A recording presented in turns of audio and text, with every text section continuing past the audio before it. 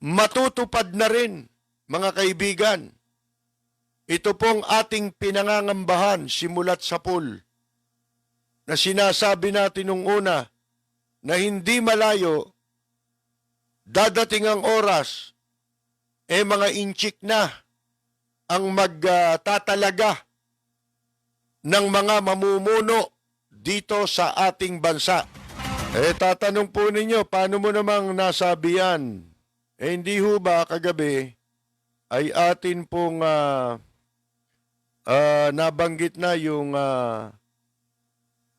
lumabas na balita ngayon. Ito nga ho ang laman ng mga balita ngayon na ito pong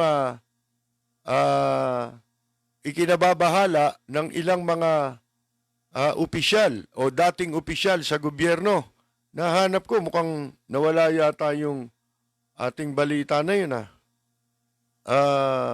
Itong ating mga dating opisyal na nagsalita na, ikinababahala nila yung tinatawag na sa 2022 election, yung magkakaroon ng tinatawag na Manchurian candidate, mga kaibigan. Ito na ho yun Yung sinasabi natin noon na dadating ang oras ay mga inchik na ang magsasabi o magtatalaga ng mga opisyal sa ating pamahalaan. Yung sabi nga ho sa report, posible magkaroon ng hindi lamang isa, kundi higit sa isa na kung tawagin po ay Manchurian candidate. Ano ba ang ibig sabihin ng Manchurian candidate? Mga kaibigan, sa pagkakaintindi ko po, yaan pong Manchurian candidate, ang kahulugan po niyan ay yung pong kandidato sa isang bansa, isang politiko, nakakandidato sa isang bansa, pero ang kanyang katapatan ay nandun sa dayuhan na sumusuporta sa kanyang pagtakbo. Ayan ho, mga kaibigan, ang ibig sabihin nung Manchurian candidate. Katunayan nagkaroon pa ng pelikula niyan napanood ko rin yun mga kaibigan yung pelikula na yan yun lang ang kahulugan nun. Kasi yung Manchurian ay hinango po yun sa pangalan ng lugar na ngayon lugar sa China. Dating pangalan ng isang malaking lugar sa China. Ang pangalan Manchuria, at nung panahon ng digmaan, sinakop din niya ng Hapon yung Manchuria. Pero originally pala, sinauna pang panahon. Mga kaibigan, yung Manchuria ay bahagi ng Korea, ng bansang Korea. So, yun po mga kaibigan. Sandali, hinahanap ko, hindi ko pala na isama yung balita na yan.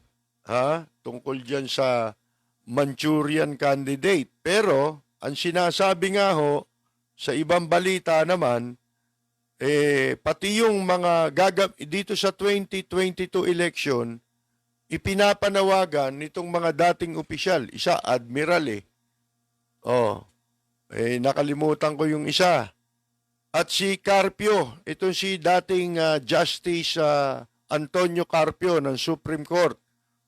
Mga kaibigan, nagsalita rin patungkol po dyan sa pangamba na yan. At iisa ang panawagan nila na dapat seryosohin ng bawat mamamayang Pilipino. Sapagkat, ang ibig lamang hong sabihin nito, hindi natin pwedeng iasa lamang o ang pagtitiwala natin sa mga kandidato sa 2022. Napakamapanganib na ito, mga kaibigan. Sipin mo dahil dyan popondohan ng inchik itong mga kandidato. Siyempre, mga walang hiya ang politiko dito sa atin ang alam niyan puro katrayduran sa taong bayan, hindi ho ba? Tsaka sa bansa, mapwesto lang sila. Kahit na demonyo pa ang pumondo sa kanila, mga kaibigan, kwan ho yan. Kakagatin. Tatanggapin nila yan. Kapalit ng pagtataksil sa bansa nila at sa kanilang mamamayan. Pero sa kampanya, hindi nila sasabihin yan sigurado. Kaya nangangailangan na ang publiko mismo, ang mga mamamayan mismo, ang dapat na maging vigilant, mga kaibigan. At kinakailangang magsuring mabuti at paghandaang mabuti ngayon pa lamang na medyo matagal-tagal pa nga yung eleksyon, mga 2 taon pa, mga kaibigan, bago yung 2022 eleksyon. Pero ngayon pa lang, ang mensahe nitong kanilang sinasabi, mga kaibigan, ang sinasabi nitong mga opisyal na nagsasalita ngayon na sila'y nababahala dahil nga po sa mga kandidato na hindi lamang isa sa presidential ang sinasabi nila, tinutukoy nila, kung hindi, pwedeng higit pa sa isa ang maging kandidato nila. At ang panawagan nila, mga kaibigan, ay itong mga mamamayan, ang panawagan nila sa mamamayan ay dapat maging vigilant, mga kaibigan, na piliin, yan ang panawagan nila, piliin ang kandidato na maninindigan para sa Pilipinas at hindi po sa kapakanan ng inchik. Ngayon ano pa ba ang iniintay? Di ba ang sinabi ko noon isa na lang naman ang hindi nangyayari ngayon hindi tayo matalinong kasintalino nila Justice Carpio, pero tayo nauna pa nating sinabi yan at ibinabala yan. Hindi tayo naging Supreme Court Justice. Ano ang sabi nila? Ano ang sabi natin? Nung una, isa na lamang ang hindi nangyayari sa pananakop ng China dito sa Pilipinas. Ano na lang yon?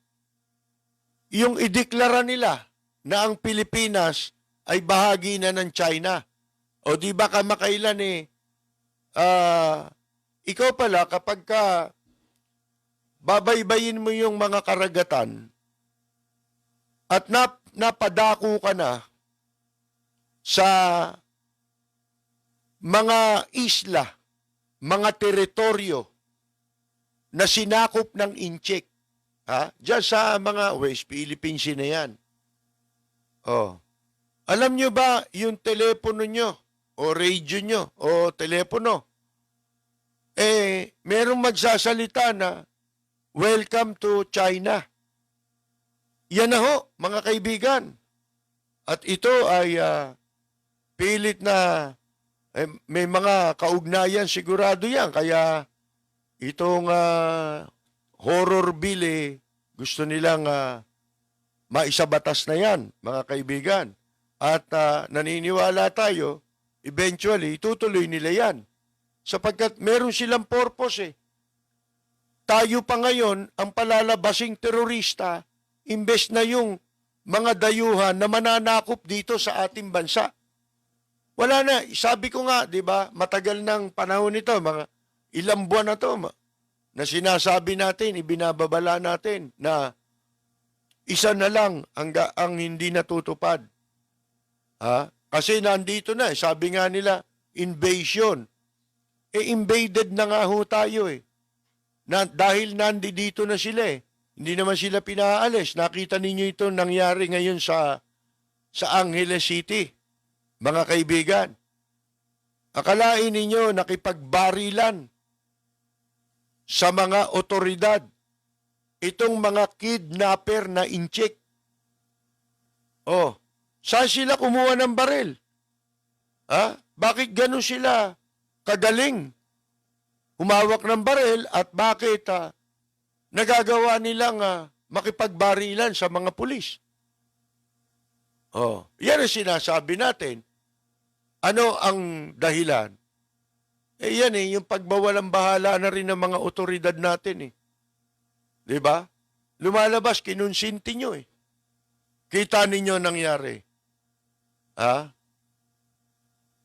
Yung Armed Forces of the Philippines natin, napakawalan silbi ng intelligence pagdating sa mga laban sa mga inchik. Invasion na yan eh. Sa katotohanan eh. Ito nangyari sa atin eh. At ang sinasabi ko nga ay inihintay na lang natin. Ha? Idideklara nito, itong Pilipinas bahagi na ng China ito. At sila na rin ang maglalagay ng mga uupo sa pamahalaan, mga puppet. Ha? Di ba nung panahon ng Hapon nagkaroon din ng presidente. Oh, ginawang puppet hindi naman puppet, kundi talaga wala magagawa, kundi tanggapin niya yun. Dahil gera yun, mga kaibigan, yung si President Laurel. Oh, mga kaibigan. Ngayon, ito gusto ba nating maulit yun? Mas masahol pa ho ito sa mangyayari. At ngayon, nanganganib na magkaroon pa ng gera. Di ba? Sapagkat si President Trump ay nagbanta na rin. Ha? Na hindi na niya, sinasara na niya ang pintuan. Laban dyan sa China, mga kaibigan. At mababasa naman ninyo sa mga balita, dun sa mga nagbabasa, hindi sa mga nagbabasa ng fake news. Dun sa nagbabasa ng balita, international news yan, mga kaibigan, meron ng mga movements ng US Armed Forces dyan sa mga lugar na yan. Oh. At yun nga po ang dapat nating isang pagandahan kung sakasakaling hindi man matuloy ang gera at mauna itong eleksyon, mga kaibigan, itong eleksyon, dapat gising ang mamamayan dyan. Ha? Hindi natin dapat baliwalain ito sapagkat wala nang magliligtas sa atin kundi ang mamamayan lang mismo. Ha? Sa nanganganib na pananakop ng ganap na pananakop ng China dito sa Pilipinas. Kung hindi natin i-educate ang ating sarili, kung hindi natin pag-aaralan ang mga nangyayari sa ginagawa ng mga inchik na yan, na pinapayagan ng ating pamahalaan. Ano pa ba? May magagawa ba tayo kung titingin na lang tayo? Kinakailangan nakahanda tayo na pagdating ng eleksyon, susuriin natin yung mga kandidato at titiyakin natin na yung iboboto natin, hindi yun ang tinatawag na Manchurian candidate. Para sa mga pulpul, para sa mga abusado, arogante, walang kwentang nilalang, nagtatago sa titulong public servant, empleyado ng gobyerno o politiko at kahit sino ka pa, yan ang tunog na lalatay sa'yo. Walang sisinuhin, walang sasantuhin, basta't tiwali, gigisahin ni Percy Lapid. Si Percy Lapid, dito sa Lapid Fire. Lapid Fire! Percy Lapid, matatag na sandigan ng mamamayan. Pader na di kayang gibain ni naman kahit mga ulupong sa pamahalaan. Lapid Fire! Lapid Fire! Lapid Fire! At saka, sa pagkakaintindi ko pagka mga ganyan na ang mga dayuhan, illegal pa man din pumasok dito. Ha? Wala namang kaukulang mga permisyong mamalagi ng matagal dito at magtrabaho rito, mga kaibigan, alam ko yan, binabantayan niya ng intelligence community. Kahit sa mga nagdaang panahon. Lalo na sa panahon ni Marcos. Kaya sinasabi ko nga sa inyo, hindi ba? Ngayon lang nangyari yan na ang mga inchik ay pinayagang makapasok dito sa ating bansa na sa pamamagitan ng tinatawag na inimbento nilang pagkakapirahan na visa upon arrival. Ha? Sapagkat simulat sa pool, ang polisiya ng ating gobyerno, dyan sa mga Chinese, mainland Chinese na yan, ay nasa kategorya sila ng tinatawag na restricted nationality. Kabilang sila sa mga itinuturing na restricted nationality. Yun ang dahilan kung bakit may mga bansa na hindi ka basta-basta makakapasok. Hindi lang naman dito sa atin yun Maging ang ibang bansa nagpapatupad ng mga ganyan.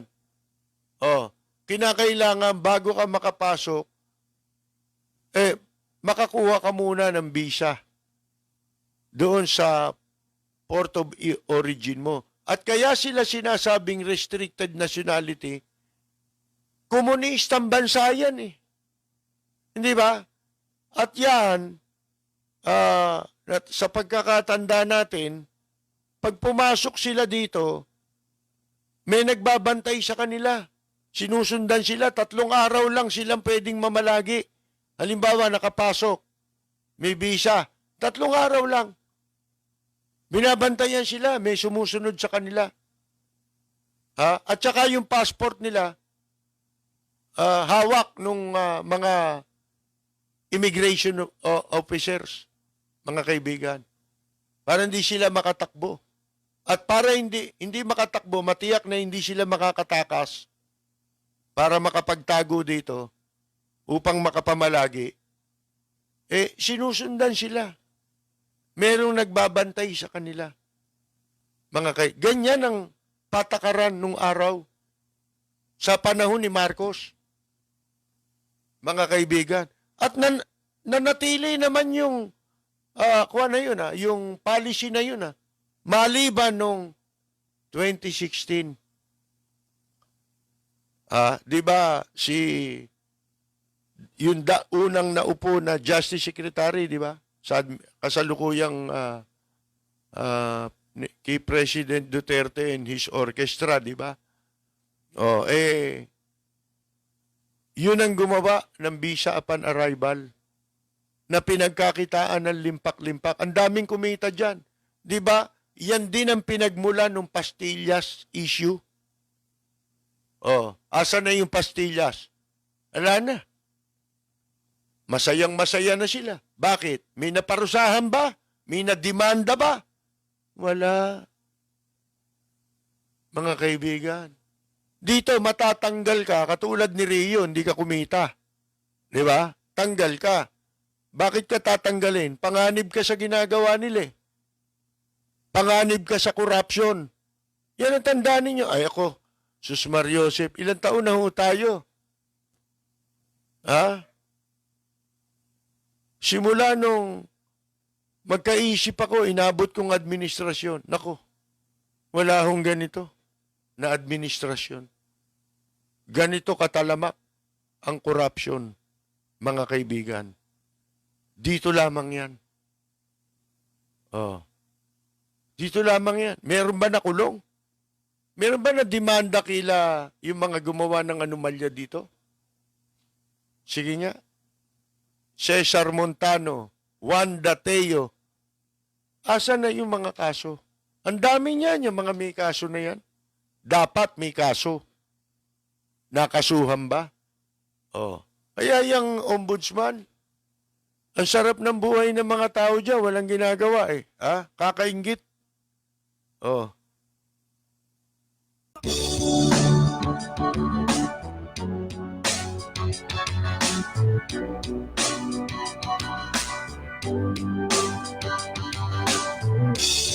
Kay sarap kumain ng rice, pero can afford the price. Kanig gulay at fish, gasolina, dilis, mga presyo'y kakainis. Hay! Bakit ba tayo'y naghihirap? Habang ang iba'y napapasarap. Kahit anong sikap hanggat may mga kurap na ang business nila ay crime.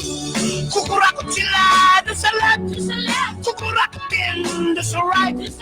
Ang dasal ko lang, bangungutin sila tonight. Kawatan ng money. Ay naku, kayo ay huling huli. Mga adik sa pera, gaman sa kwarta. Tigilan nyo na ang mag-siting, pagkat kayo na ay booking. Huwag galit sa pera, baka kayo makarma. Yeah. Lagi na lang nagko-compromise, kahit gusto pa ng extra rice. Ang kita'y maliit, laging kapos sa budget. Ako ay nabubwisit. Shit! Bakit ba tayo'y naghihirap? Habang ang iba'y napapasarap. Kahit anong sikap hanggat may mga kurap na ang business nila ay crime. Kukurakot sila doon sa left, kukurakot din doon sa right. Magdasal tayo, pagungutin sila tonight. Kawatan ng money. Ay naku, kayo ay huling huli. Mga adik sa pera, gaman sa kwarta. Tigilan nyo na ang mag-chiting, pagkat kayo na ay booking. Huwag galit sa pera, baka kayo makarma. Yeah!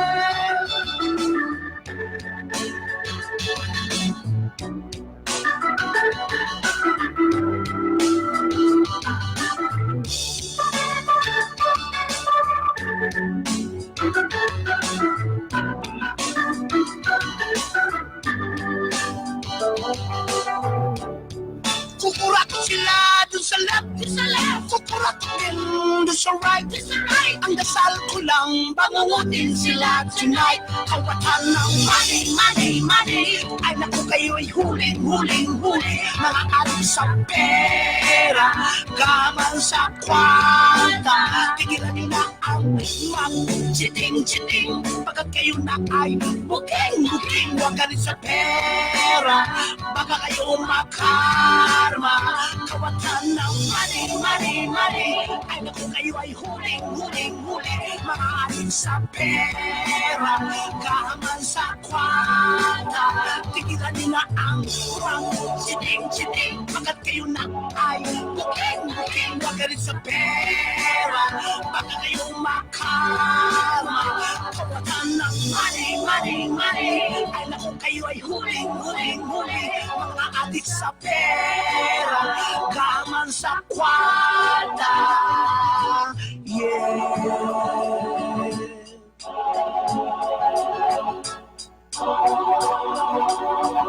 Anak ng si Boying Remulla, lintik ang sip-sip eh, nakinabang eh. Mga kaibigan eh, nakikinabang eh. Di ba? Katulad nung pinakamalaking pogo dito sa Pilipinas, di ba? Ibinenta nila sa mga inchik yung Island Cove. Di ba yun ang pinakamalaking lungga ng mga inchik dito sa Pilipinas? Ang paniwala nga, yung mga balik-balik probinsya na yan na sinuspindi daw muna, kesyo ganito, kesyo ganon, talagang, dinidiscourage sa mga mamamayan dito sa Maynila sapagkat ang gusto nila, kontrolado na ito ng mga inchik. Alam niya, pag nagkagera, yari na tayo. Madadamay tayo sa gera ng inchik at ng Amerika. Bakit ho? Ang daming inchik dito Gagawin nila, tiyak, kung ano yung ginawa nangyari sa panahon ng Hapon dito sa Pilipinas. Advance party nila yung mga yan. Di ba? gagawin tayong hostage niya laban sa Amerikano. Hindi ba malinaw? Wala ba tayong mga mata? Wala ba tayong pakiramdam? Kailangan alam natin yan sapagkat napakamapanganib na para sa mga Pilipino ang mabuhay sa sariling bansa. Mga kaibigan, sipin mo, sila Dr. Jose Rizal, ang mga bayani natin, nagsipagbuwis ng kanilang buhay, alang-alang sa bansa upang lumaya tayo sa pananakop ng mga dayuhan. Anong klaseng mga leader meron tayo ngayon? Na ibinebentang tahasan, ibinebenta ang Pilipinas.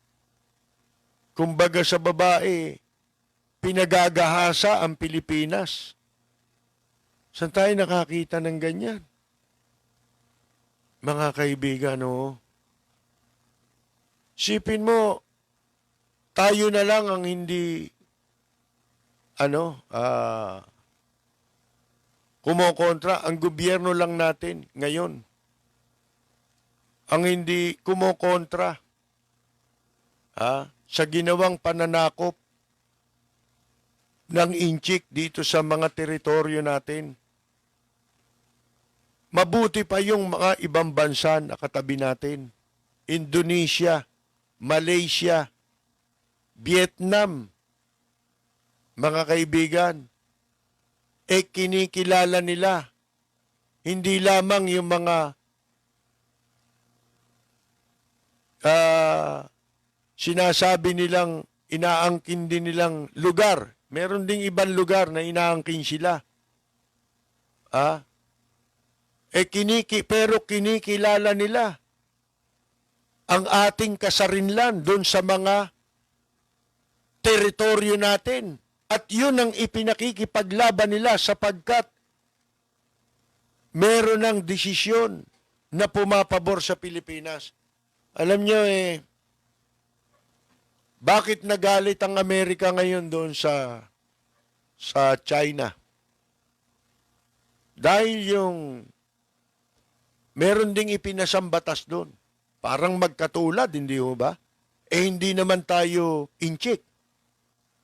Pero magkatulad itong horror bill at saka yung ipinasang batas sa Hong Kong. Di ba? Bawal na mga rally ron. Kaya ang Amerika, ang sabi ni Trump, kukunin nila yung mga mamamayan doon. Kasi hindi na papayag ang mga taga Hong Kong. Aalis na lang sila ron. Yung British government, ganun din. Bakit? Ano ba naging dahilan dyan? Yung hindi pagkilala ng China sa kasunduan nang ibalik yan sa kanila ng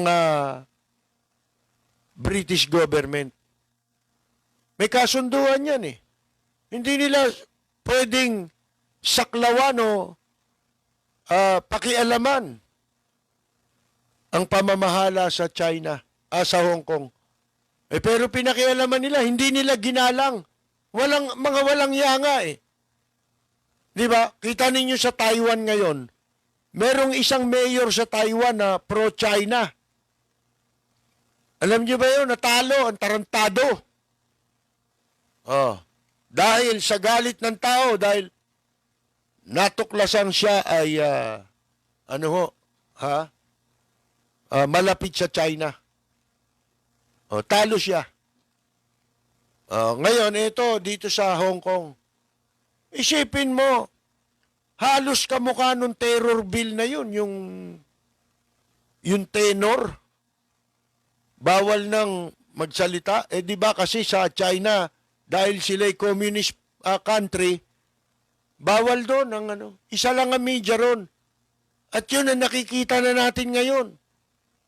Inuumpisahan na nila sa pamamagitan ng troll at sinasakop na ang mga himpilan ng radyo at telebisyon. Alin, yung ABS-CBN issue, kung papayag lang yung mga Lopez, na ibenta yan, bibili na yan eh. Inchik ang bibili niyan. Mga kaibigan, lahat dito, bibili na. So kung ano yung batas, patakaran, na ipinatutupad nila sa China at ipatutupad na nila sa Hong Kong, yan din ang ipapatupad dito sa ating bansa.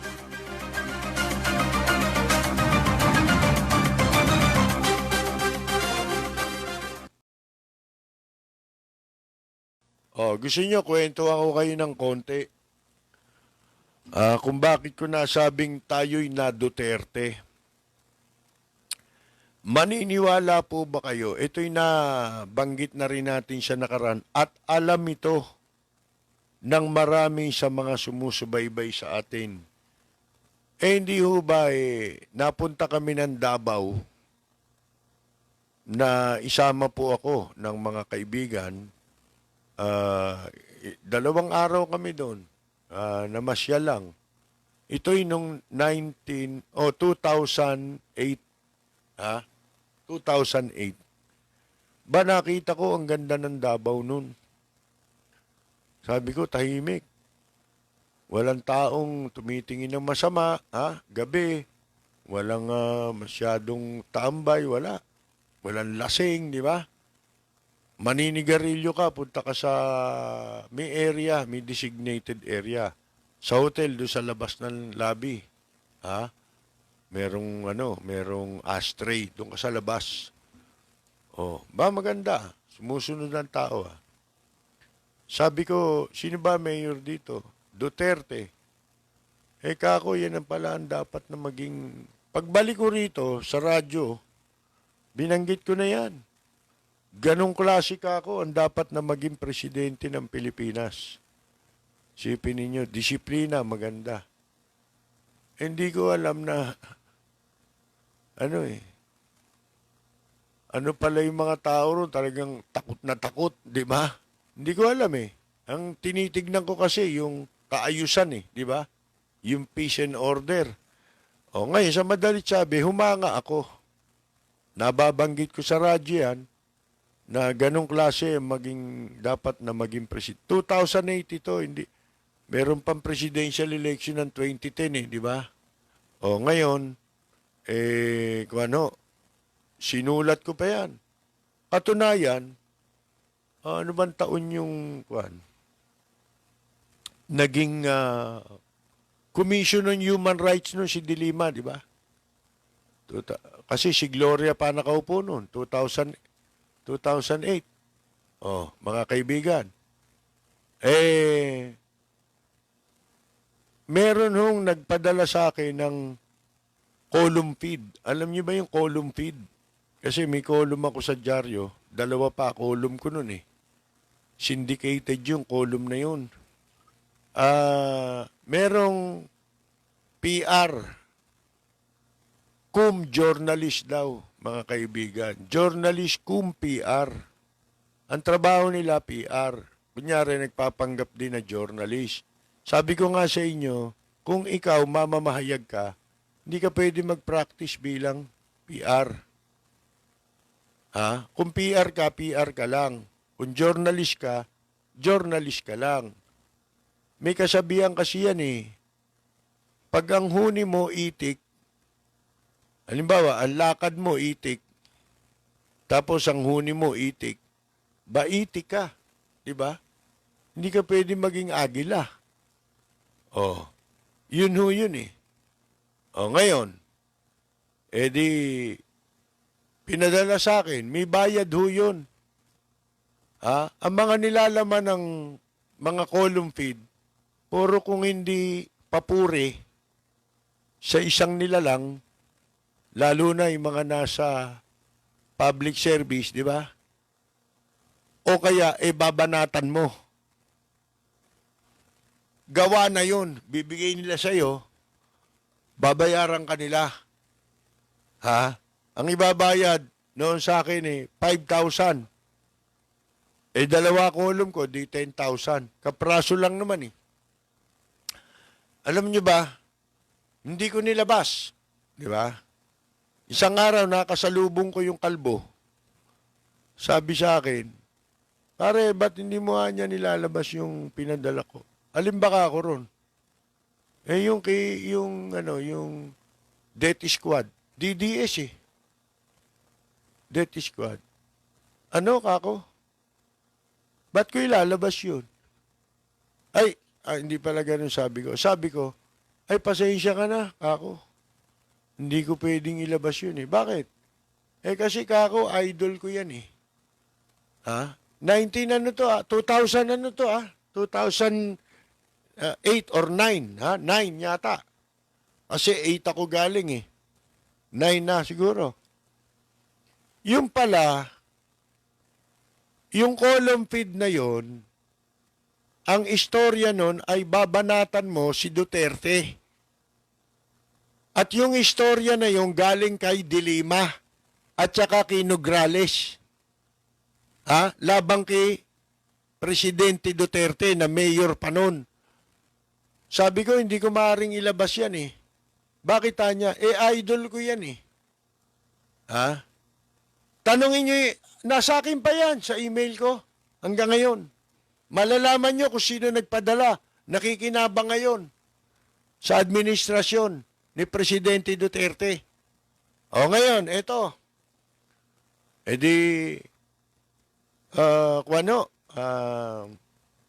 Sinulat ko pa si Presidente Duterte, mayor. Sabi ko, ang ganda ng Davao, ganito, ganon.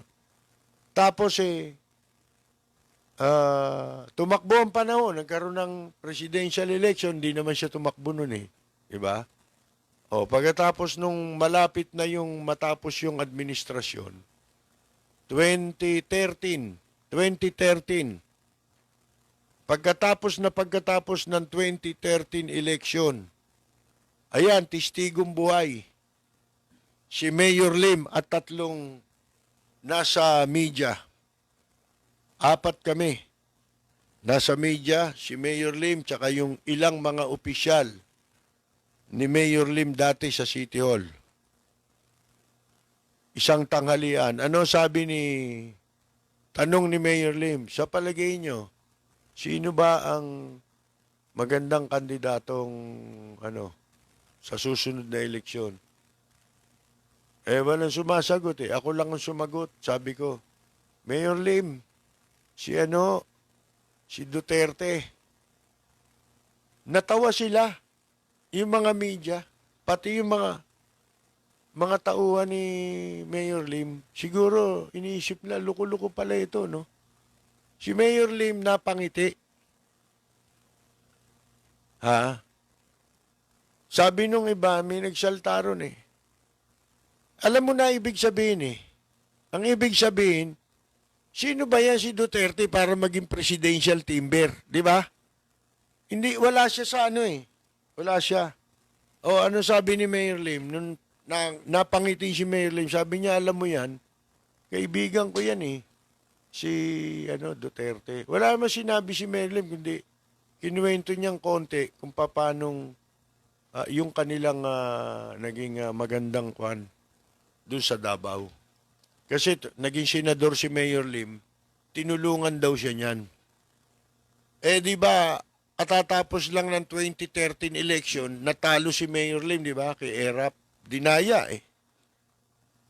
namili ng botos. Binili ni Erap yung Comelec Gago pala ito no? Kung ako si Erap, kaya mo palang bilhin yung Comelec, pati itong mga politiko, total, bibilin mo rin lang. Di, ang gawin mo, mas maganda, Kwan, bilhin mo yung Comelec, doon ka na umupo. Di ba? Ba't tatakbo ka pa kung kandidato ka? Gago ka pala magbabayad ka, umalis kayo dyan, bibiling ko na yung Comelec. Ngayon, di, papalapit naman yung 2016 election na, di ba? Duterte na ako ng Duterte. Wala pang 2016, saksi nga, oh. Alam nyo, yung mga hindi Duterte, yun ang nandyan ngayon. Baka akala ninyo. Oh, di ba, kinuha nga ako dun sa A-Tri Media ni Miss Kay Daser. Oh, nag-broadcast ako doon, 2015. Bago kami lumipat doon, galing kami sa isang impilan, Duterte na kami ron. Yung ibang kasama ko ron, hindi eh. Oh, mga kaibigan, Rojas. Meron kami nakasama ron, mistisa. Ano siya? Marojas siya. Nakapagtataka nga, nung napwesto na si President Duterte, nabalitaan ko, nandun na sa PCOO. Oh, mga kaibigan, di ba? Oh, ngayon, nagsusumbong pa sa akin nung panahon ng kampanya, yung mga gagong mga supporter ni Presidente Duterte na bastos, nang babastos. Babae yun eh, nagmamaneho ng kotse eh. Oh, nakasabay niya, binastos siya. Nagsusumbong sa amin doon, sa istasyon. O ngayon, madalit sabi, Duterte ako ng Duterte. Alam ba ninyo, siguro, ayan yung nababanggit ko minsan na taxi driver, si Mang Lucio Casil. Isa lang yan sa mga napagsabihan ko. Anong taon yun? Napakatagal na nun. Wala pa sa hinagap ni Presidente Duterte. Hindi siya kasali sa mga presidentiable. Wala naman nagbabanggit ng pangalan niya. Sinasabi ko anong taon. Mga 2014, ganyan. 2013, 2014. Sumasakay ako ng taxi. Kinakausap ko yung driver. Sinong iboboto mo? Susunod na eleksyon. Wala akong mapili. Kukwento ko ngayon yung Duterte. Sabihin ko, ito maganda ngayon kasi laganap ang krimen, ganito. Sabihin ng driver, oo nga, no? Ganyan, ano? Di na brainwash ko na. Iba ako magsalita eh, mga kaibigan eh. Ngayon, ganun ang ganun. Hanggang sa, kinuha nga ako dyan, di ba? Nung matapos na contract nung A-Tri Media. Kinuha ako dyan. Ngayon, ibig ko sabihin, simulat sa poll, Duterte ako eh. Di ba? Hindi alam ni Duterte yun. Pero alam ko, meron nagpunta rito sa Maynila na nakausap namin na mga nakadikit sa kanila. Nagkukwentuhan kami.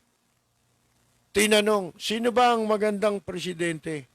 Si Duterte ka ako. Hindi ko alam na mga maka-Duterte yung mga yun.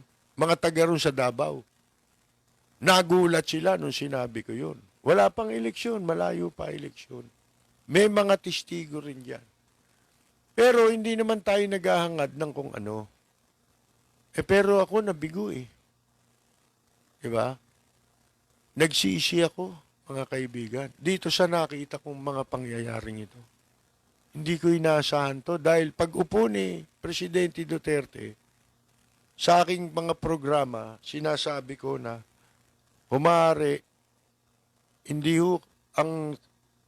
namin hinahangad na paginhawahin ninyo ang buhay ng mga Pilipino. Ang inihiling namin sa inyo ay pag-aangin ninyo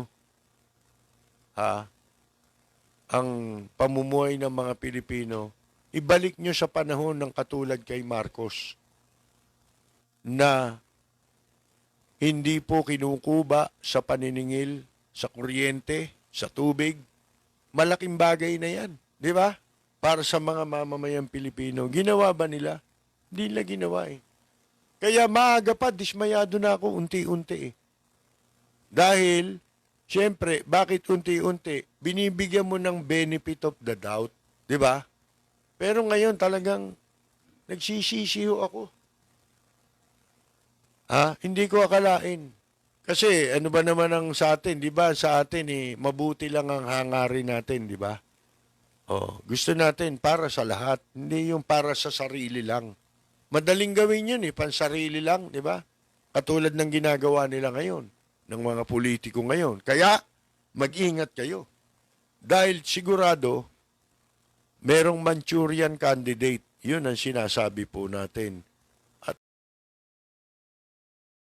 ako sa totoo lang, nung nakaraang presidential election, ang pinili ko na kinakampanya ko sa programa kasi hindi naman lahat nakakapakinig sa atin doon, di ba? Ang kinakampanya ko that time, Presidente Duterte, ang vice si Leni Robredo. Pagpatawad nyo sabi ko nga sa inyo, hindi ako tumitingin sa partido. Hindi rin ako tumitingin sa pamilya. Oh, di ba? Oh, meron akong sariling pamantayan ko sa pagpili. Mga kaibigan, katulad nyo rin, magagawa nyo rin yun. Di ba? Sa ibang kandidato rin. Kita ninyo, ako gusto ko si Marcos, di ba? Pero tumakbo yung anak niya, mas gusto ko na si Leni.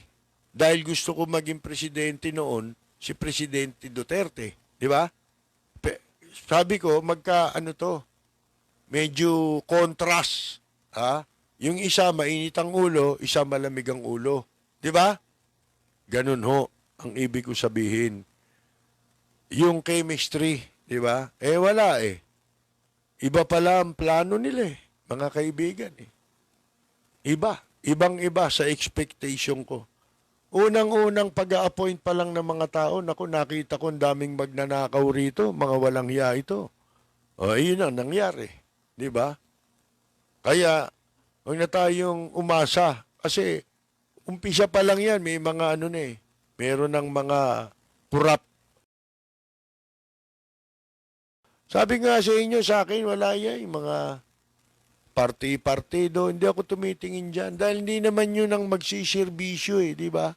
Ang magsisirbisyo, yung tao. Ano batayan sa tao? Yung track record. Doon tayo magbase. Masama ba yung track record niya, yung mga dati niyang record bilang public servant o mabuti?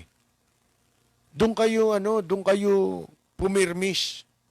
Ito ba'y nagpapa-impluwensya sa incheck o pinili ito para impluwensya ng incheck? Ganon, isipin natin yun. Delikado ho sa 2022. Ang importante, tama si Carpio, yung makapaninindigan para sa bansa, sa mamamayan, laban sa kanino mang manlulupig, mga kaibigan. Ba't tumigil ito? So dito ako ngayon lilipat sa para mabasa natin yung mga kwan. Ganun ba yun? Yung mga pagbati dito. Bueno, mga kaibigan, konting maikling lang yun, maikling pagsariwa sa nakaraan. Sino ba ito? Ayaw tumirik itong aking kwan Pwede ko bang ibalik to sa ilagay muna doon sa ating Wi-Fi. Yan. Wi-Fi muna tayo. Tingnan natin kung gagalaw siya. Palagay mo ba'y gagalaw? Saan na ngayon napunta ako? Dito. Yan. Gumalaw na Bati-bati tayo. June Gases, ang vocalist po ng dating bandang Abracadabra. Nasa Guam si June Gases. Isang mahusay na musician, di lang vokalista, gitarista pa ho yan. Arnel Mercado. Si Glenford Peninoy. Stevie James, nabanggit na natin kanina. Si Jen Bengaso Borlongan. Si Baste Sebastian. Listening again, bumabati daw siya sa mga taga-Tondo o mula sa Tondo, Manila. si Andres Bonifacio na ating katropa sa Michigan, si Leon Nilo, Samahan May Bahay sa Amerika, si Teddy Perez ng Brunei, si Lilian Cato Ruiz ng Bay Area sa California, Lito Magat, si Kaka Mori, si James C. Mata, si ang singer-songwriter na si Charlie Fry, si mabuhay ka brother, si Alvin Samson ng London, United Kingdom. Binabati natin si Ondoy Pogi at Celia ng Kamarin, Caloocan. Yun. Silvio Lugarte, si Linda Agua Lam Tisay ng Pandacan, Manila. Ang ating kaibigan Erwin Guevara, isang veteran musician din po. Sana, alam nyo, pagagandahin namin tong ating live streaming.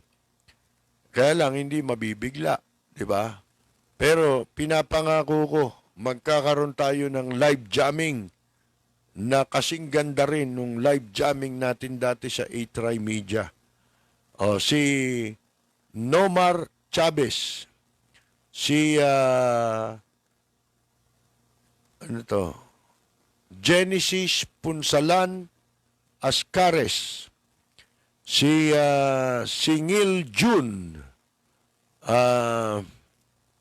Nesitas Saruelas Fabros ng Spain. Buenos noches, senyorita. Ganun ba yun? Si Oscar De Jesus na ating kaibigan dyan po sa Los Angeles. Nabati ko nga pala si June Vega ng nasa US yata si June. Hindi na bumalik. Si Concepcion Ison Chulbo, si Ledge Chulbo, binabati natin. Si Lian Zhu Howarang. Si si Oldies But Goodies. Na musician din po.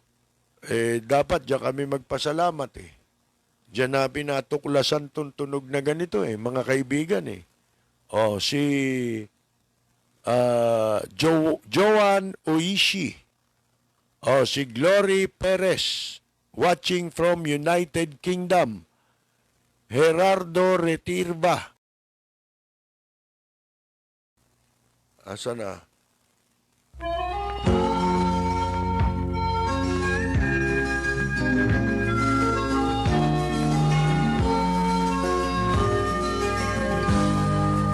Bayan ko ay isa ang lahi.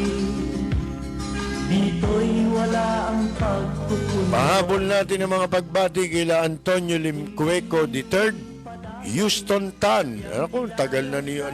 Binata na siguro. Mamang-mama na ito si Houston Tan. Nakinig sa atin to. Bata pa ito Si Arnel Garcia. Luz Bimin Romana. At marami pa akong iba. Pasensya na po yung hindi po natin nabanggit po. Sa bayan mo, sumabit man yaong wakas. Dito sa bayan ko. Magandang Yumaga Hari Rockwe. Punong-puno ng yaman. Bakit ito'y kailangan pang iwanan?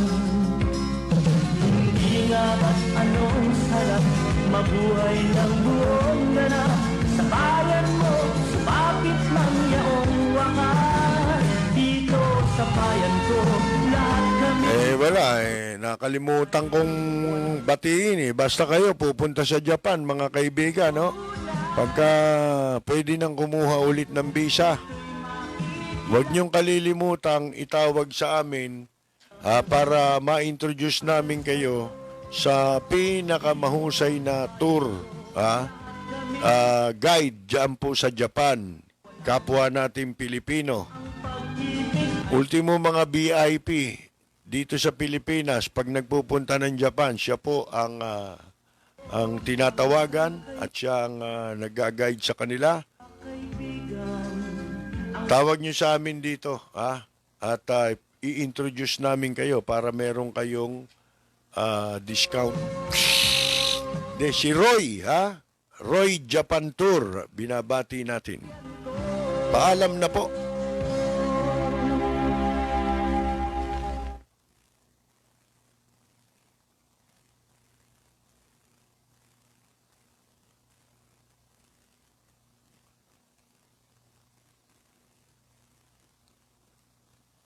Tapos na ba?